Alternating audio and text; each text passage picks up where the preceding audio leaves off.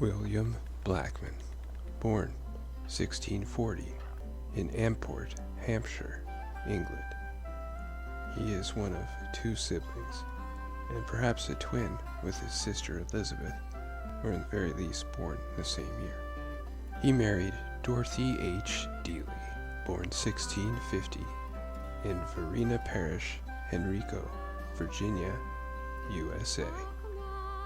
She was 10 years his junior. Together, they would have 6 children. William Blackman migrated from England to the United States.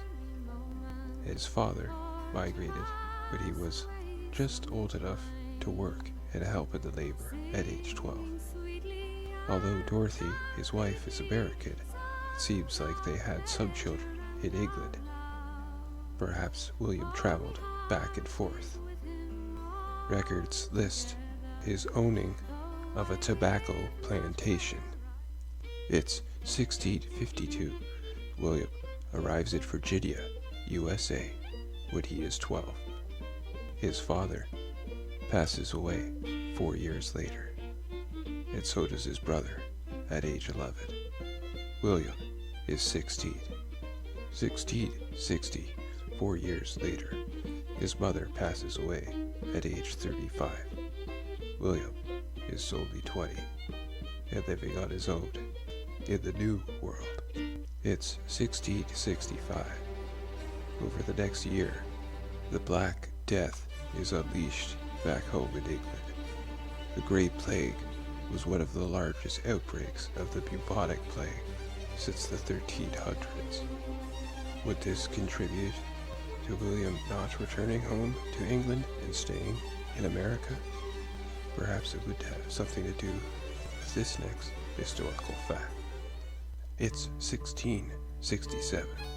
William marries Dorothy at age 27, perhaps staying in America because of her. It wouldn't be for another 2 centuries before descendants would return back to North America. If William didn't marry an American, would he have returned? Did he stay because of business that his father helped form? Or did he fall in love with the new land?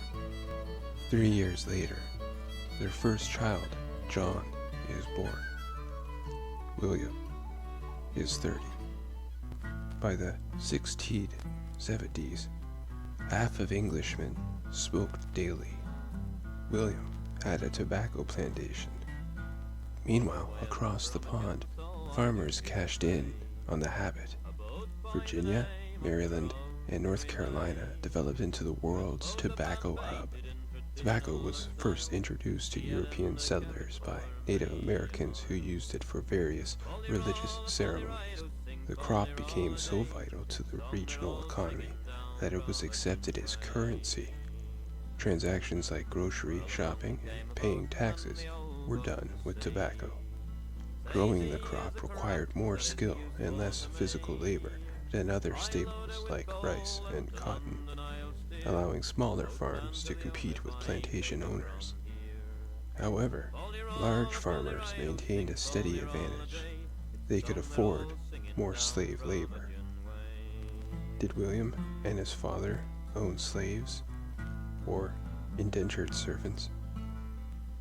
In 1679, following incidents of hostility with the natives, the Virginia Assembly passed an act for the defense of the country against the incursions of the Indian enemy. William was named as one of 11 in his area, ordered to fit out 40 men, horses, and arms. Did he look forward to defending the crop he adopted from the locals? Or did he lead the way, hiding his fear? It's unfortunate that not more of this bit of historical insight is available to research. It's 1682.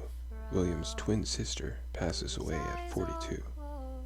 Somewhere around this time, several children were placed in the care of William Blackman by his neighbors through their wills and by the orphan court of Henrico County. It's 1695. His daughter Dorothy passes away at 18. 3 years later, William joins her, passing away at 58.